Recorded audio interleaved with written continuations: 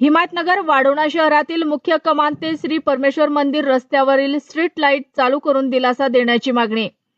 मागील 1 महिन्यापासून हिमायतनगर शहरात येणाऱ्या मुख्य रस्त्यावरील स्ट्रीट लाईट वरील पथदिवे बंद आहेत।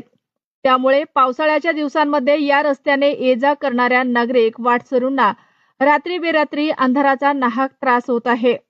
मागील काही दिवसापूर्वी याच रस्त्यावर काही चोरट्यांनी अंधाराचा फायदा घेत 3 दुकाने फोडल्याची घटना घडली होती। असेच प्रकार येणाऱ्या काळात घडू नयेत म्हणून नगरपंचायतच्या मुख्याधिकारी यांनी तात्काळ दखल घेऊन श्री परमेश्वर मंदिर कमान ते मंदिर परिसरातील मुख्य रस्त्यावरील सर्व स्ट्रीट लाईट चालू करून नागरिकांची गैरसोय दूर करावी, अशी मागणी सामाजिक कार्यकर्ते लक्ष्मण डांगे यांनी निवेदन देऊन केले आहे।